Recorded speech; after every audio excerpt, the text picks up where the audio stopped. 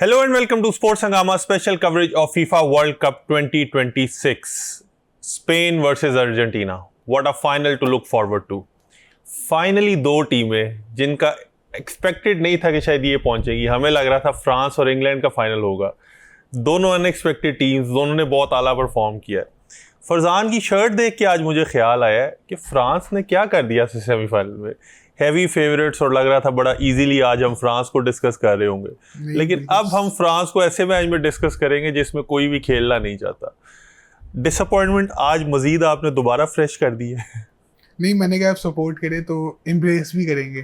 तो जो है अब एम्बापे का मैंने पिछली बार भी कहा था वो अपनी कलेक्शन पूरी करने आ गया है, तो इस बार जो है एम्बापे ने यही किया है. अच्छा, एम्बापे के पास एक चांस है. आपको पता है बड़ा मीनिंगलेस सा मैच होता है, उतनी लोग एनर्जी भी नहीं डाल रहे होते. गोल्डन बूट रेस में एम्बापे 3-4 गोल करके मेसी को प्रेशर में ला सकता है. अब यही चांस है उसके पास मेसी को प्रेशर में लाने का, अदरवाइज तो वो किसी तरह उसको डिस्टर्ब नहीं कर सकता. नहीं, चांस है पर ट्रेनिंग फुटेज अभी इनकी रिलीज हुई है तो उसके अंदर एम्बापे ट्रेनिंग के नजर से नहीं आ रहा था. सारे प्लेयर्स नजर आए थे क्योंकि उसको एंकल की इंजरी कंसर्न भी था. अब वो शायद वो गोल्डन बूट के लिए इंजरी कंसर्न अपना ज्यादा बढ़ाए तो मुझे लगता है कि शायद रेस्ट ले ले. डिशाम देखते हैं क्या करता है. नहीं, वो आई गेस एम्बापे को तो खिलाएगा अगर वो 50% भी फिट एनफ हुआ टू स्टार्ट, क्योंकि ये गोल्डन बूट में ना होता ना रेकनिंग में, फिर तो शायद वाकई उसको वो बिठा लेता अगर वो लाइक 4-5 गोल्स पे होता. लेकिन एक तो ये है कि वैसे वर्ल्ड कप में सबसे आगे निकलने का चांस है, और सेकेंडली जो ये गोल्डन बूट की वजह से शायद एम्बापे को तो खिलाएगा. On the other hand Harry Kane के पास भी चांस है कि वो और कुछ नहीं तो ये कंसोलेशन प्राइस इसी के लिए जा सकते हैं कि चलो गोल्डन बूट तो कम से कम ले लें. लेकिन बड़ा वो मुझे लग रहा है डल किस्म का मैच होगा. जो फ्रांस और इंग्लैंड जो हम एक्सपेक्ट कर रहे थे शायद फाइनल होगा, उसके लिहाज से तो बड़ा एक हमें ओवरऑल लो सा मैच देखने को नहीं, वो लगता है गिव अप मैच होगा कि किसी ने जो है इतनी कोशिश नहीं करनी, क्योंकि फाइनल की आपको पता है एक एक्साइटमेंट होती है, फाइनल में पैशन होता है कि हमने इतनी मेहनत की, हम फाइनल में आगे हम जीत के ही जाएं. अब थर्ड प्लेस है, वो प्लेयर्स ऐसे ही सोच रहे होंगे यार ये तो फालतू मैच है, हम खेल भी क्यों रहे हैं, हमें तो हॉलीडेज पे आना चाहिए. जैसे बाकी प्लेयर्स भी पहले कह रहे थे कि उनसे पूछा गया था ना, would you rather go to the play the third place match और गो ऑन हॉलीडेज. उन्होंने यही कहा था कि हॉलीडेज हमें ज्यादा प्रेफर करेंगे. यूएस में वर्ल्ड कप का ये तो फायदा है कि बाहर होने के बाद भी हॉलीडेज वहीं कर लेते हैं. जैसे हालैंड की पिक्चर्स आई हैं बाद में, वो नेक्स्ट डे मियामी में था, लग नहीं रहा था कि लास्ट में उसकी टीम बाहर हुई. टेक्सास रकून भी लेकर गया. एग्जैक्टली, वो यूएस की तो बहुत ज्यादा. पर मुझे समझ नहीं आती थर्ड प्लेस मैच, ये ओलंपिक्स थोड़ी है जो थर्ड प्लेस आप मैच खेले. पहले प्लेयर्स तंग होते हैं इतना ज्यादा हारने की वजह से, और आपको एक और मैच खेलना पड़ गया जो मीनिंगलेस गेम है. मैं एक्सपेक्ट कर रहा हूँ कि चेंजेस किए जाएंगे. जो प्लेयर्स नहीं खेले वर्ल्ड कप में अभी तक इंग्लैंड के लिए, जैसे मेनू जो है उसको तो लाजमी स्टार्ट करना चाहिए. अब क्या अभी भी कोई टाइम है तो करा दो स्टार्ट. मुझे लग रहा है उसको यूरो 2020 मुझे लग रहा है वो हैंडरसन को टूटे हुए हाथ के साथ इन्होंने स्टार्ट करा देना. मेनू को नहीं उसके लिए तैयार कर रहे हैं कि वो नहीं. हैंडरसन का ना रोल, अब जैसे ही मैंने देखा प्लेयर इंजर्ड होता है ना, उसके बाद वो कहता है कि मेरा रोल कुछ ना कुछ तो रहना चाहिए. वो हाइड्रेशन ब्रेक में लोगों को लेक्चर देना और पूरी किट करके आया होता है. पूरी किट में करके आ जाता है. वो तैयारी होती है कि अभी हमने जाना है, ट्रॉफी उठाने का चांस मिलेगा ना, तो उसके लिए पहले ही तैयारी करके रखे. लेकिन अदर देन दैट खैर बहुत डिसअपॉइंटिंग रही है इन दोनों टीम्स की परफॉर्मेंस. लेकिन जो प्रेज डिजर्व करते हैं वो तो डेफिनेटली स्पेन और अर्जेंटीना है. स्पेन ने जो सेमीफाइनल में अगेंस्ट फ्रांस परफॉर्म किया था, वो जैसे जैसे टाइम गुजरता है ना तो आपको मजीद रियलाइज होता है कि how good a performance that was. मेरे ख्याल से अगर टीम वाइज उसको best performance of the world cup कहा जाए तो ये गलत नहीं होगा. नहीं, जाहिर सी बात है, जिस तरह फ्रांस 16 गोल मार के आया हुआ था और उस अटैक को 90 मिनट्स 80 मिनट तक तो शॉट ऑन टारगेट भी लेने था देना. और एम्बापे जैसे प्लेयर को चुप करा के रखना जब पूरे टूर्नामेंट में हर मैच के अंदर गोल या असिस्ट तो उसका लाजमी था. तो जाहिर सी बहुत अच्छी डिफेंस. अच्छा, डेशॉम कहीं फरजान का कमेंट सुन के तो नहीं इजी हो गया था 5-1 5-0? उसने भी कहा कि ठीक है तैयारी ना भी करो, बस टर्न अप करेंगे तो हम आराम से स्पेन को हरा लेंगे, क्योंकि ना उनकी मिडफील्ड तैयार लग रही थी, ना उसने एक्स्ट्रा बॉडी ना मिडफील्ड लेके आया. फिर कोने जिसका इतना अच्छा वर्ल्ड कप जा रहा है उसकी जगह चौमिनी को खिलाना, वो एक बहुत बड़ा जो है ना वो डिसीजन में बैकफायर किया. ओवरऑल लग रहा था बड़े लेस प्रिपेयर्ड उतरे हैं, और ये वर्ल्ड कप जो है ना थ्रो अवे उन्होंने किया. इतना बड़ा चांस था to win the world cup, और ऐसा दोबारा चांस मिलना बड़ा डिफिकल्ट है इस तरह टीम. नहीं, मिडफील्ड आप देखिए ना, उनकी मिडफील्ड ही वीक पॉइंट थी उनकी हमेशा से. मैं वर्ल्ड कप से पहले भी कहा था मिडफील्ड इतनी अच्छी लगती है. जैसे अब रैबी और जिस तरह का प्लेयर है वो मिडफील्ड में स्टार्ट कर रहा है, और जिस तरह से अब चोमेनी को इसने डिसीजन लिया स्टार्ट करने का, इंजरी से वापस आया था और कोने नॉकआउट्स में उनका बेस्ट प्लेयर था तो उसको स्टार्ट कराया. और जो मिडफील्ड जो स्पेन की मिडफील्ड है इस वक्त, जो रॉड्री वगैरह हैं, जो थियागो फैबियन रुइज वगैरह हैं, और ऑलमो जाहिर सी बात है, मैंने ऑलमो का कहा कि जिस तरह वो खेल रहा है तो ये जाहिर सी बात है उनके लिए बहुत ज़्यादा मिडफील्ड होगी। अच्छा, आपको पता है 2 चीज़ों ने ना लोगों को बड़ा परेशान किया हुआ है। एक तो स्पेन और अर्जेंटीना पहुंच गए हैं। अर्जेंटीना को तो लोगों को एक्सपेक्टेड था कि उन्होंने पहुंच जाना है। अब पाकिस्तान में आपको पता है बहुत सारे लोग ऐसे जिनका अब आके जो फुटबॉल फीवर है ना वो उनको पूरी तरह एक उसने वो ग्रिप कर लिया है। अब फाइनल का सब पूछ भी रहे हैं किस टाइम मैच लगना है, कौन कौन सी टीम्स हैं और सारे मैचअप्स का। स्पेन ने उनको बहुत सरप्राइज़ किया है क्योंकि मेसी की वजह से अर्जेंटीना तो एक एक्सपेक्टेड था। दूसरा लोग समझ रहे थे शायद तो उसको पोर्टुगल पहुंच जाएगा बिकॉज ऑफ रोनाल्डो। और दूसरा कुछ लोगों ने फिर चैट जीपीटी पे वो सर्च किया कि कौन फेवरेट्स है to win the world cup. जब स्पेन का नाम सामने आया ना तो उन्होंने कहा सुपरस्टार तो हमें कोई नज़र नहीं आ रहा इस टीम में, तो ये फाइनल तक पहुंच कैसे गए हैं या इन्होंने क्या इनका कमाल है। वो जो उनकी एक टीम बॉन्डिंग, टीम ऑर्गेनाइजेशन है, वो उसको एक्सप्लेन करना मुश्किल है। लोग जो है ना वो सुपरस्टार ढूंढ रहे होते हैं। तो दैट इज़ वाई मुझे लगता है जो स्पेन का अब तक का वो है ना बड़ा अंडररेटेड जा रहा है। वो परफॉर्म जितना ज़बरदस्त उन्होंने किया वो डिज़र्व नहीं करते जितना उनका मुश्किल पाथ था। अगर आप देखें जो टीम्स उन्होंने बाहर की है। Argentina on the other hand because of the luck of the draw उनको तो बहुत इजी टीम मिली है, लेकिन जो स्पेन है वो तो प्रॉपर एक वो सारी जो बैटल्स उनकी अगर आप 1 बाय 1 देखें तो वो उनको तो जितना प्रेज करेंगे इसको कम होगा। नहीं, कोहेसिव टीम है ना पूरी। अब देख लें 4 साल के पिछले परफॉर्मेंस देख लें। 2023 परफॉर्मेंस जिन्होंने नेशंस लीग जीता, उन्होंने 2024 में यूरोस डोमिनेट किया हर टीम को उन्होंने। उसके बाद 2025 में नेशंस लीग के फाइनल में गए, हारे वो। उसके बाद जो है बार्सिलोना, जैसे मैंने कहा, जब बार्सिलोना जब डोमिनेट करता है स्पेन को, परफॉर्मेंस इनकी आती है। अब जैसे मिडफील्ड में देख लें, पाउ कुबार्सी है लीडिंग द लाइन 19 साल की उम्र में। मिडफील्ड में डैनी ओल्मो जैसा प्लेयर है और फॉरवर्ड लाइन में लमीन यमाल है। तो जब बार्सिलोना होगा तो जाहिर सी बात है परफॉर्मेंस तो देंगे ना वो। अच्छा, वो आपकी तो ख्वाहिश खैर है स्पेन जीत जाए, वो बड़ा ऑब्वियस है, आपकी शर्ट से ही वो चल रहा है और स्टार्ट से आपने एक स्पेन का फ्लैग जो है ना वो रेज किया। मेरा सिर्फ जो थोड़ा सा कंसर्न है ना, जो मैंने आपको डे 1 पे भी कहा था कि वाई आई फील कि स्पेन वॉन्ट विन, इवन तो मैं भी अब स्पेन को ही बैक कर रहा हूँ कि स्पेन ही शायद जीतेगा। नज़र भी यही आ रहा, ऑन पेपर भी यही लग रहा है। एक जो फैक्टर है ना स्पेन का कि लेट सपोज अगर वो आते हैं, इफ़ अर्जेंटीना कंसीड्स फर्स्ट तो मुझे लगता है अर्जेंटीना स्टिल कम बैक कर सकता है, जैसे उन्होंने इंग्लैंड के अगेंस्ट भी किया, केप वर्डे भी, और हर मैच में यही करते आ रहे हैं। आई फील कि स्पेन को अगर पहला गोल पड़ गया ना तो जो उनकी एक वो यूथफुलनेस है और जो सारा वो बिग गेम प्रेशर, तो ऐसा कौन सा प्लेयर होगा या ऐसा कौन सा वो इंडिविजुअल्स हैं जो फिर उस टाइम कह सकते हैं मैच में कि वो कहते हैं ना जिसको by the scruff of the neck match को लेके और उनको फिर वो कर सकते हैं। मुझे लगता है थोड़ा सा यंगस्टर्स प्रेशर में कहीं क्रम्बल ना कर जाए। Argentina on the other hand experience भी है, लास्ट वर्ल्ड कप भी जीते हुए हैं, तो गोल पड़ने के बाद मुझे लगता है उस तरह रैटल शायद ना हो और वो कम बैक कर सके। तो डू यू फील कि ये जो उनका जो अभी हम जिसको बड़ा प्रेज कर रहे हैं, जो ये यंगस्टर्स का वो एक वाइब्रेंट उनकी जो एनर्जी है, वो इवेंचुअली उनके उसमें नुकसान में भी जा सकती है? नहीं, जैसे 2025 का नेशनल लीग फाइनल था, उसमें जिस तरह से लमीन यमाल की परफॉर्मेंस थी, मतलब बिल्कुल ही वो पीछे हटना शुरू हो गया था हमसे। अब शायद वो टैक्टिकल डिसीजन था इस तरह का, जैसे हमने अभी भी देखा है लमीन यमाल विंग बैक पे ज़्यादा खेलने की कोशिश कर रहा होता है, तो शायद उस तरह का जैसे प्रेशर फील हुआ था। जैसे पोर्चुगल से हारना नहीं चाहिए था उनको वो मैच, पर वो हार गए, उसमें पेनल्टी शूट आउट में गए, वो हार गए वो। तो बेसिकली लग सकता है, पर लमीन यमाल अब इंजरी कंसर्न जो उसको लग रहा है वो दोबारा से लग रहा है, क्योंकि ट्रेनिंग भी नहीं की है और टेप्ड अप है उसकी हैमस्ट्रिंग। तो अब इस तरह है ना कि 2 महीने खेला नहीं वो और 7 मैचेस लगातार उसको हाई इंटेंसिटी के साथ खेलने पड़ गए हैं, तो इंजरी रिलैप्स हो सकती है इंजरी इस तरह से। और डर है मुझे बार्सिलोना के लिए भी वो खेलना पड़े इस तरह से, क्योंकि हमने एग्जाम्पल देखी है पास्ट के अंदर। उमटीटी जो है उसने वर्ल्ड कप के अंदर पुश किया, उसका कैरियर कहाँ से कहाँ चला गया। एक जमाने में वो बेस्ट सेंटर बैक्स के कन्वर्सेशन में आ रहा था और फिर वो जो इंजरी हुई। सेम कंसर्न जैसे सलीबा के लिए भी लग रहा है ना, फ्रांस का जो है कि वो भी उमटीटी की तरह ना उसका हो कि बेसिकली वो कहते हैं कि बैक की इंजरी कैरी कर रहा था इन द वर्ल्ड कप। वो स्टार्ट वाले मैचेस तो उस तरह के हाई इंटेंसिटी नहीं होते ना, वो गुजर जाते हैं। लेकिन when the pressure situation comes, वो क्रंच मैचेस में आके ना ये थोड़ी सी भी जो इंजरी है ना वो फिर बंदा उसमें फाउंड आउट हो जाता है। अब वो सलीबा कह रहे हैं कि मिनिमम 4 to 5 मंथ्स जो है ना वो उसके इंजर्ड हो सकते हैं, उसमें 4-5 महीने बाद भी कम बैक कर ले तो वो भी उसके लिए बहुत वो समझ लो एक बड़ी बात होगी। अदरवाइज वो भी शायद उमटीटी वाला पाथ जो है ना उसका कह रहे हैं। तो that is why I feel कि वाकई जो इंजरीज कंसर्न है ना वो आपको प्रेशर गेम में आके ऐसे नुकसान पहुंचा सकता है। बिल्कुल, क्योंकि उमटीटी हमने पहले देखा था कि जैसे हैदर ने कहा है वो बेस्ट सेंटर बैक की कॉन्वर्सेशन में आया था, और मैं खुद ये भी कहूँगा कि वो जो टॉप 5 बेस्ट सेंटर बैक्स था उस टाइम पे अपने, और सलीबा की भी अगर हम बात करें तो जब आपको एक इंजरी होती है और आप बड़े मैचेस में खेल रहे हो, एक हेजिटेट नहीं कर सकते आप। आपको एक पॉइंट होता है, आप एक फ्लो में चलते रहते हो, अगर कोई भी ब्रेकिंग पॉइंट आया तो उस पर जो आप स्ट्रगल करके खत्म हो सकता है। डेफिनेटली वो तो स्प्लिट सेकंड का भी मिस्टेक जो जो है ना बड़े मैच में हमने किस तरह कॉस्ट करती है वो वी हैव सीन। अच्छा, इन दोनों टीम में एज सच जैसे हमने लास्ट टाइम डीने को ही वो किया था कि लुकस डीन की तरफ से मिस्टेक निकल सकती है, उनका यमाल राइट पे था। अभी दोनों मैचेस में कोई एज सच मुझे वीकनेस नज़र नहीं आ रही। थोड़ा सा मुझे अर्जेंटीना के सेंटर बैक्स में लग रहा है कि रोमेरो तो इज़ परफॉर्मिंग वेल, दूसरी तरफ जो है उसके साथ शायद ओटामेंडी को भी लाते हैं सब होने के बाद, तो मुझे लगता है शायद वो एक अर्जेंटीना का वीक पॉइंट साबित हो सकता है। अदर देन दैट दोनों टीम्स बड़ी स्ट्रांग लग रही हैं, कोई वीकनेस नहीं। मैं सेंटर बैक्स की तो बात कर रहे हैं, मुझे फुल बैक्स भी अर्जेंटीना के इतने कोई अच्छे नहीं लगते डिफेंडिंग के वक्त। आप देखें जिस तरह के गोल्स उन्होंने कंसीड करते हैं, क्रॉसेस आते हैं फुल बैक से, और जो फार पोस्ट पे फुल बैक होता है उसको पता नहीं चलता। जैसे एंथनी गॉर्डन ने मारा, मोलिना पता नहीं किधर सो रहा था और गोल कर दिया उसने।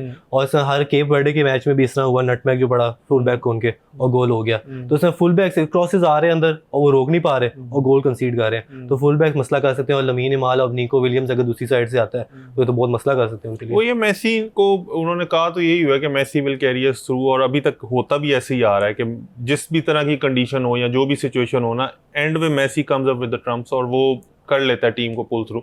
लेकिन फाइनल अब मुझे लग रहा है कि may be one step too far है। अगर स्पेन ने फ्रांस वाली गेम खेली ना और फर्स्ट गोल अगर कर दिया स्पेन ने, तो बहुत मुश्किल होगा उनको उनके जो स्ट्रक्चर को बीट करना। अर्जेंटीना के पास शायद आंसर ना हो। इस पे खैर डिटेल हम डिस्कशन तो अपनी साथ साथ वो कंटिन्यू रखेंगे। अभी तक जो वर्ल्ड कप गुजर गया ना, आई वाज थिंकिंग कि थोड़ा सा हम उस पर भी वो कर लें, क्योंकि अब तो 1 से 2 दिन रह गए हैं जो है ना वो एंड होने में। एक तो है कि स्टार्ट जब किया था तो लोगों को कुछ प्लेयर से बड़ी एक्सपेक्टेशन थी ये बहुत अच्छा परफॉर्म करेंगे, हाफ वे स्टेज पे लगा भी कि ये अपने पोटेंशियल को फुली वो यूटिलाइज करें, लेकिन देन जब प्रेशर सिचुएशन आई है ना तो वो थोड़ा सा क्रम्बल कर गए हैं। और लीसे का एक नाम आता है जेन में, जैसे लग रहा था कि ये बहुत आउटस्टैंडिंगली परफॉर्म करेगा, लेकिन जो मैच आया सेमीफाइनल तो उसकी परफॉर्मेंस इतनी पुअर थी कि उसे सब ऑफ करना पड़ा।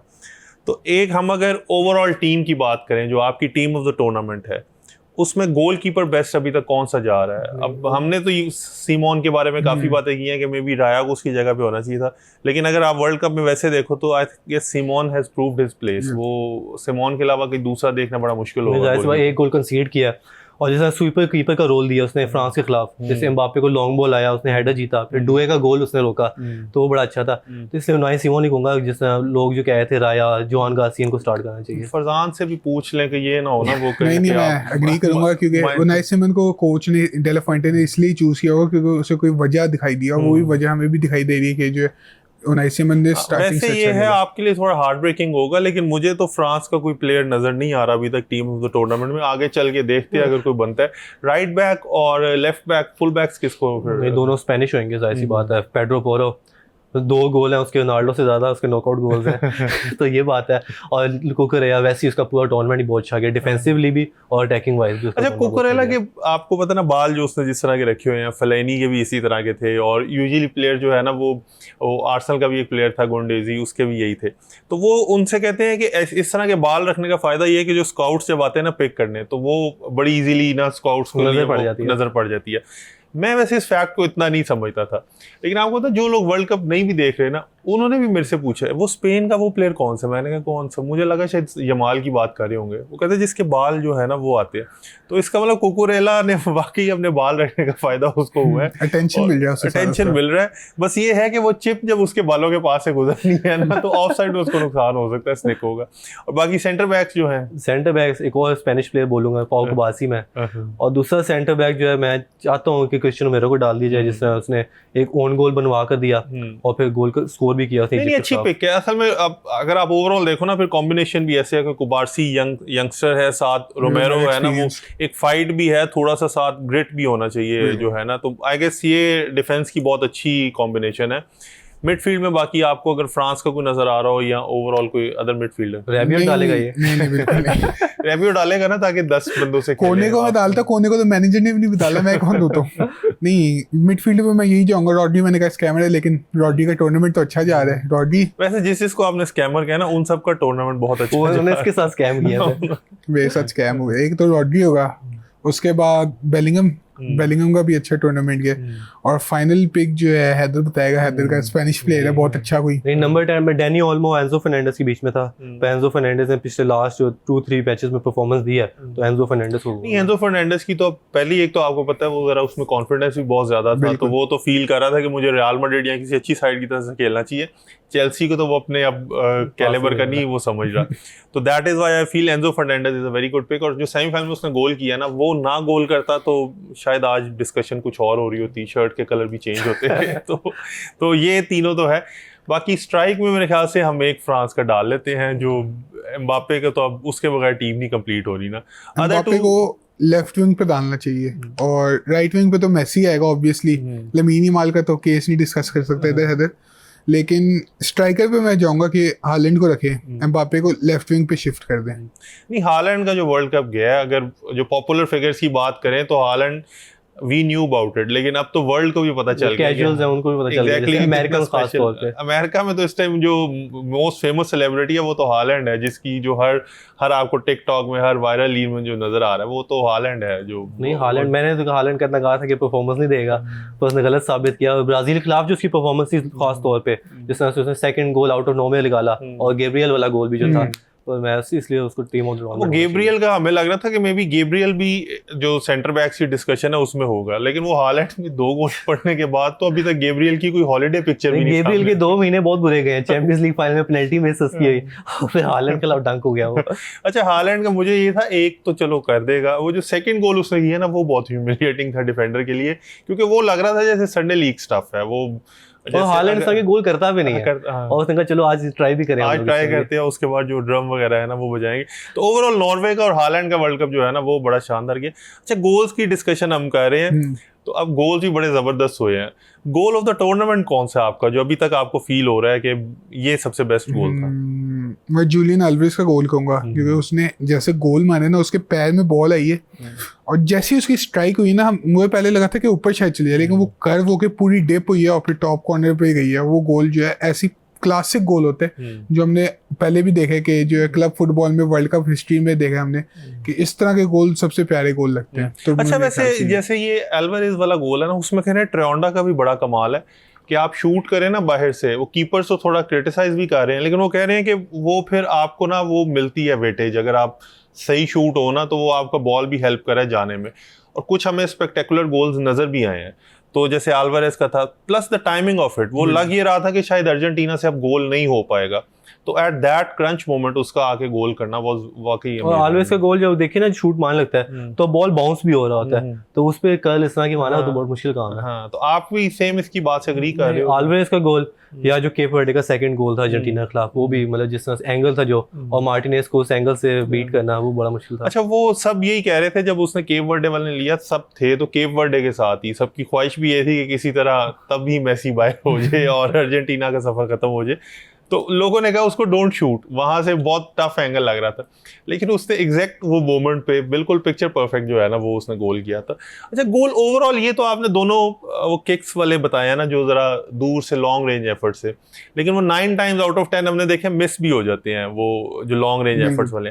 वैसे आपको ओवरऑल ऐसी गोल पसंद है या टीम गोल या कोई इस तरह का बाइसिकल किक वो वाले आपको? नहीं, मैं ओल्ड स्कूल ही हूँ जरा। अच्छा। वो सिस्टमैटिक गोल्स मुझे इनसे पासिंग करो फिर बॉक्स में लेके जाओ फिर गोल मारो, या एक्रोबैटिक भी नहीं, वैसे तरह की लॉन्ग रेंज ही पसंद है। पर जैसा उज़्बेकिस्तान के प्लेयर जो लॉन्ग रेंज मारे थे, कभी क्रॉस बार पे मार रहे हैं, एक गोल मारा भी पोर्चुगल आपका कैंसिल हो गया, इस तरह की गोल ज्यादा पसंद है कि लॉन्ग रेंज से मारो। वो एक्सपेक्ट नहीं कर रहा होता बंदा कि इतनी दूर से बीट करेगा कीपर को, जब बीट करता है टॉप कॉर्नर जाता है। बार्सिलोना क्यों पसंद है आपको? वो तो खेलती ही टिकट नहीं, वो बार्सिलोना प्लेयर्स जब मारते हैं तो ज्यादा मजा आता है ना, फिर इन्होंने मारा गोल इस तरह का। अच्छा, आप इसके ओपिनियन से एग्री कर रहे हो? मैं साथ ही इसके ओपिनियन के, जैसे हमने विंसेंट कंपनी का पहले गोल देखा था क्लब फुटबॉल में सिटी का, कि जब डी ब्रुयना वगैरह कह रहे थे डोंट शूट और विंसेंट कंपनी गोल मारते, उस तरह के गोल जो है आप कभी भी देखो तो आपको अच्छा लगता है, क्योंकि अचानक से गोल पड़ते हैं और अगर टाइमिंग उनकी स्पेसिफिकली अच्छी हो तो जो यही बात है कि जो है एक गोल जब शूट जाती है, कर्व होती है या पावर से आप मारो, गोल अनएक्सपेक्टेड होता है ना, नकल बॉल बेशक हो या कोई भी किसी भी तरह का गोल हो, तो वो अनएक्सपेक्टेड जब जाता है तो अच्छा लगता है। अच्छा, पर्सनली मुझे वैसे टीम गोल जो है ना वो सबसे बेहतर लगता है। वो शायद उसकी रीज़न ये है कि जब मैंने स्टार्ट किया था ना आर्सेनल डेज में, तो वो ऐसे ही खेलते थे, और आज भी जब 11 के 11 प्लेयर्स इन्वॉल्व हो, पासिंग करके आप दूसरी टीम को वो करके और एंड पे अच्छी हो ना, तो आई स्टिल फील कि जो सिस्टमैटिक गोल है ना, क्योंकि उसमें आपकी एफर्ट ज़्यादा नज़र आ रही है। जो आप गोल बता रहे हो ना, वो जब हो जाए वो मोमेंट तो बहुत अच्छी है। वो जो 9 मिस हुए होते हैं ना, वो बहुत दुखते हैं कि वो जब एक गोल होता है सेटिस्फाइंग भी बहुत होता है ना। वो जैसे एंजो फर्नांडिस का गोल हो गया, वो तो लोगों को बहुत अच्छा वो ट्राई भी कर रहा था, ट्राई करता जा रहा था, लेकिन जो उसकी वो जा रही है स्टैंड्स में या जो बाहर जा रही होती है, बाकी सब टीम जो फ्रस्ट्रेट हो रही होती है, मैनेजर जो फ्रस्ट्रेट हो रहा होता है, वो बड़ा डिसअपॉइंटिंग होता है। अच्छा, बाकी हमने ओवरऑल उनकी तो बात की है। वो लियारी का हम स्टार्ट से डिस्कस कर रहे हैं कि वो लियारी में एक बड़ा फेस्टिवल सा हुआ है। ब्राज़ील के तो फैंस हैं ही वहाँ बहुत ज़्यादा, अर्जेंटीना के भी बहुत लोग हैं जो अर्जेंटीना को भी सपोर्ट करते हैं। और जो मेसी का गोल था, वो इवन तो मैच रात को 2 बजे चल रहा था, लेकिन द वे मेसी स्कोर्ड और उसके बाद जो वो सीन्स थे, वो जब पहले मैंने देखा ना कि स्टेडियम में लोग बैठे हैं, तो आई थॉट ये शायद वाकई की थी अर्जेंटीना या उधर का सीन है। वो तो फिर जब लिखा है ना लियारी इंटरनेशनल स्टेडियम, तो वो बहुत हार्ट वार्मिंग था टू सी कि स्टिल इतनी सपोर्ट है और उधर रात के 2 बजे लोग इस तरह सेलिब्रेट कर रहे हैं। तो ओवरऑल एक तो पाकिस्तान के लिए और वो लियारी के लिए वो 10 on 10 नहीं, पैशन तो है। पर मैंने एक वीडियो देखी थी, उसमें ब्राजील का मैच, जब ब्राजील नॉर्वे से हारा है, तो इंटरव्यूअर गया था वहाँ पे, वो उनसे पूछा था, तो लोगों ने उसको मारना शुरू कर दिया, उसकी शर्ट फाड़ दी, उसको फिर निकाल दिया वहाँ से। मैं कहा ये ज्यादती है, अब ज्यादा ही हो रहा है ये, कि आप इतनी जज्बाती हो रहे हो। वो मुझे लग रहा है फिर इंटरव्यूअर अर्जेंटिना का होगा। नहीं, कुछ ना कुछ तो शायद उसने भी कहा कि उन्होंने इस तरह की हालत की है उसकी। वैसे आपको पता है, हमने इजिप्ट गेम के बाद आपको भी इसीलिए बचा के रखा है कि कहीं इसके साथ भी यही ना हो, लोग जो है ना वो ये ना कर दे। लेकिन ओवरऑल खैर ये जो एक पैशन है लोगों का, वो that is very good to see कि इसी तरह पैशन होगा, फिर यही ट्रांसलेट करता है ना कल को शायद हम अपनी लाइफ टाइम में कोई ना कोई अच्छी चीज जो है ना वो देखने को मिल जाए पाकिस्तान को। मुझे लग रहा है मुझे तो बहुत ज्यादा। ट्रियोंडा तो जापान का अगर 100 साल का प्लान है तो हम कोई 300 साल में तो पहुंच ही गए। 1000 करो वो ज्यादा हो जाए। नहीं वो फुटबॉल ही खत्म हो जाए। ट्रियोंडा तो पहुंच गया, बस प्लेयर ही पहुंचाने हैं। वो एक इराक, वो कहते हैं ना कि अफ्रीकन जो है ना लोग, उनको यहाँ पाकिस्तान लाओ, उनको यहाँ पे नेशनलिटी दो और इनको क्वालिफायर्स खिलाने शुरू कर दो, तो शायद मौका मिल जाए कोई ना कोई। वो इंग्लैंड के बारे में भी कह रहे हैं ना, इंग्लैंड बाहर हुआ है, वो कहते हैं कि ये जो मेंटालिटी है ना, जैसे अर्जेंटीना की थी कि इंग्लैंड को पता था हमने हारना ही है, अर्जेंटीना को पता था हमने जीतना ही है। वो कह रहे थे फिर कोई अर्जेंटीना से या स्पेन से ही बंदे बुला के इधर सेटल कर लो, उनको बाद में फुटबॉल खिला लेते हैं ताकि मेंटालिटी तो शिफ्ट हो जाए। तो सिमिलर रूट पाकिस्तान भी ले सकता है उनको आने के लिए। अच्छा, एक और चीज़ जो आपके लिए बड़ी वो चल रही है आजकल इंटरेस्टिंग इंटरनेट पे, यमाल की जो 20 साल वाली जो पुरानी तस्वीर चल रही है, जब वो he was a kid at that time, और मेसी को ही उसने किया था, उसकी फैमिली गई थी उठाने, तो वो वायरल भी बहुत हुई है आजकल पिक्चर। तो वो कह रहे हैं पूरा सर्कल कंप्लीट हो रहा है आफ्टर 20 ईयर्स। तो बहुत बड़ा एक इत्तेफाक हुआ है कि वो यमाल की बचपन की तस्वीर मेसी के साथ निकल रही है। पहले आई थॉट कि शायद फिर कोई AI या इसका सिस्टम होगा, लेकिन जब वो मैंने देखा कि वाकई ऑथेंटिक पिक्चर है, तो वेरी सरप्राइजिंग जो इसमें देखा। और आप ये भी देखें, लमीन यमाल 19 नंबर पहन रहा है और 19 साल बाद उस फोटो के 19 तारीख को इनका मैच है आपस में, तो 19 बड़ा इंपॉर्टेंट चीज है। 19, मेसी ने 19 नंबर पहन के पहला गोल मारा, तकरीबन 18 साल का और कुछ महीना 11 महीने का शायद, और लमीन यमाल ने पहला वर्ल्ड कप अपना गोल 18 साल और 11 महीने में मारा। तो कोइंसिडेंस इस तरह का, और जिस तरह से फोटो ली वो कि यूनिसेफ का शायद था कोई उनका चैरिटी प्रोग्राम था, और वो लमीन यमाल और सिलेक्ट हुए थे कि मेसी के साथ आए, तो और वहां से यहाँ पे आए, तो बड़ा सीन है। अब वो देखना यही है कि मेसी भी यही सोचेगा कि मैंने इतने साल पहले इसके साथ पिक्चर ली और अब इतने साल बाद इसी ने मेरा हार्ट ब्रेक किया है और मुझे सेकंड वर्ल्ड कप नहीं जीतने दिया। और बाकी हैदर का हार्ट ब्रेक होता है कि नहीं मेसी नहीं, हैदर को दोनों सिनेरियो में खुश है, हैदर को कोई है नहीं, दोनों सिनेरियो में खुश भी हो, दुख भी होएगा, एक तरफ हारने का एक तरफ ना। नहीं, अब यमाल को हारते देखेगा तो इसको दुख भी होना, और मेसी को हारते देखेगा फिर तो हो सकता है कि मेसी के साथ साथ इसके भी हमें आंसू नजर आ रहे हो, टिश्यूज का अरेंजमेंट करके रखना पड़ना है। तो ऑन दैट नोट विल आपसे हम चाहेंगे कि वो खुदाफिज करना। कल सेम टाइम आपसे मुलाकात होगी। स्पोर्ट्स हंगामा में हमारे साथ रहिए।